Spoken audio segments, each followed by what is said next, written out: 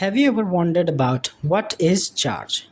Like, we all know that some particle has charge on itself. Like, there are two types of charge. One is positive and one is negative. But what really a charge is, we're gonna know in this video. So let's start with the particle. So let's say here we have a particle, right?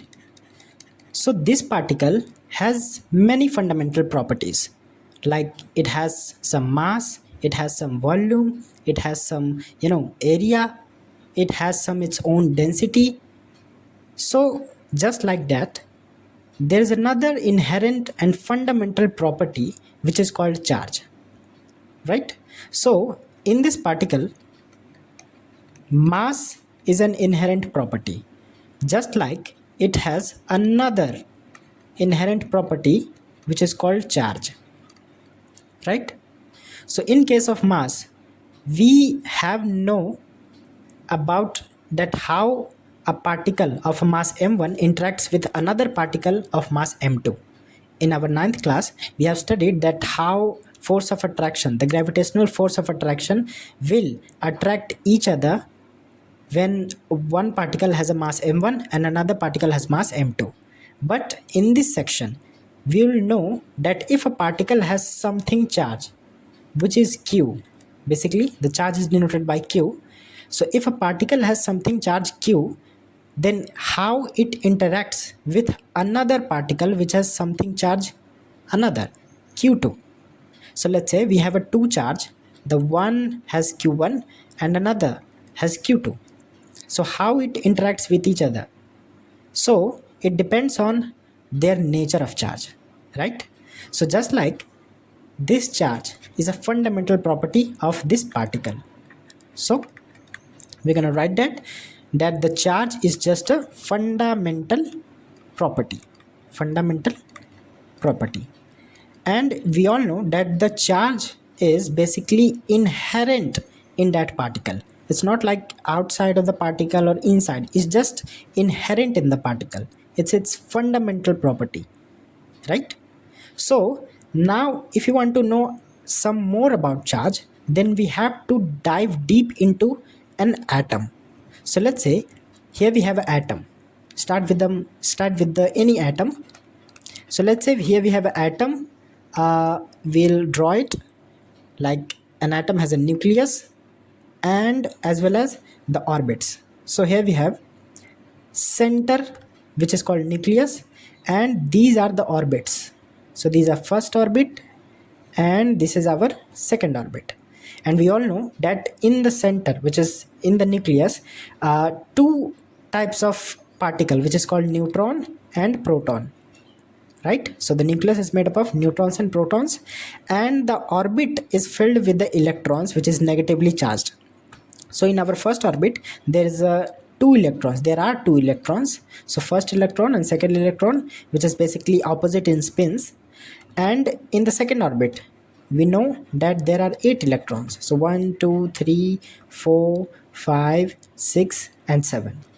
So when we see the atom, we know that we have 3 types of subatomic particles. So in atom, we know that there are 3 subatomic particles. The one is first, which is called protons, which is positively charged, right? Protons, and it is positively charged. Second one is called electrons, which is negatively charged. And third one is neutrons, which is neutrally, as the name is suggest that the neutron is just neutral in charge. So it is basically neutral, right? Means it has no net charge. It has like we know that it has no net charge inherent in it. So in these subatomic particles, we know that proton is basically positively charged and the electrons are negatively charged. So we can divide charge into 2 types. So whenever we describe a charge, the types of charge, we usually divide it into 2 forms. The first one is positive and the other one is negative, right? So basically, positive charge has many examples. Like we can take protons as a positive particle, like positively charged particles. Alpha particle are also alpha particle. We'll know about what alpha particle is, as well as you can take any like hydrogen plus. Whenever, let's say, an atom here, this is a hydrogen atom, and hydrogen atom has one electron. When it gives electron to somebody, some other atom, then it will make bond to that atom, right? Like, let's say it has a hydrogen, it is hydrogen, and there is another atom called chlorine, and it makes bond when it gives a first electron, its one and only electron, to the chlorine, and it makes bond. So in that case it will get positively charged. So when we take hydrogen ion, which is called H plus, it is a positively charged particle, right? And so many examples are there in positively charged particles. Now in the negatively charged particle, we can take as electron as negatively charged particle, as well as we can take beta particles. Now what beta particles are? These are the free electrons. When we'll know about itself, we'll know about that particle, that when we bombard a nucleus of a atom, beta particles are just emerged. So beta particles are just free electrons that emerged after bombardment of a nucleus, right? As well as we can take any atoms like ions of atoms. So like chlorine minus, it is negatively charged. So charge is basically divided into these two types of groups. The one is positive and the other one is negative. But we know that these charges are just quantized, right? So in the other section, we'll know about the quantization of charge and how quantization of charge occurs and what is quantization of charge. So you can take the quantization of charge as the integral multiple of the basic unit charge. Now what basic unit charge is? We know that the charge on electron is basically 1.6 into 10 to the power minus 19 coulomb, right? But this is the charge of electron in a pure form. But here is another thing which is called relative charge. Now the relative charge of electron is -1. Now what is it?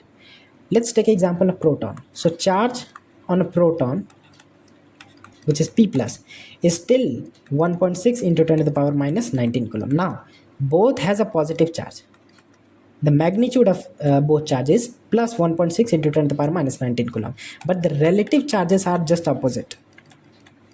Relative charge are just, which is +1. Now these charges, the charge on electron is 1.6 into 10 to the power minus 19 coulomb, as well as on the proton. Relative charges are just different. The relative charge on electron is -1 and the relative charge on a proton is +1. Now in this case, we take the total charge on electron as minus. So basically the magnitude of charge on electron, which is E minus the magnitude, is basically equal to the magnitude of charge on protons, right? Which is equal to 1.6 into 10 to the power minus 19 coulomb. But their relative charges are different, so that's why the total charge, we can account the total charge on electron. So total charge on electron, we can account that the product of its relative charge and the magnitude of charge on electron. So it is basically -1 into 1.6. So it will be -1.6 into 10 to the power minus 19 coulomb, right? And if we take total charge on proton, so P plus, so it will be the product of its relative charge into the magnitude of charge, which is called the basic unit of charge. So it will be plus into plus 1.6, which gives us plus 1.6 into 10 to the power minus 19 coulomb. You understand this? That the positive charge is not alone a positive, the negative charge is not alone a negative, but their relative charges are different. So that's why we have given it the relative charges as -1 and +1. Their magnitudes of charge are just equal to each other, right? So you get this.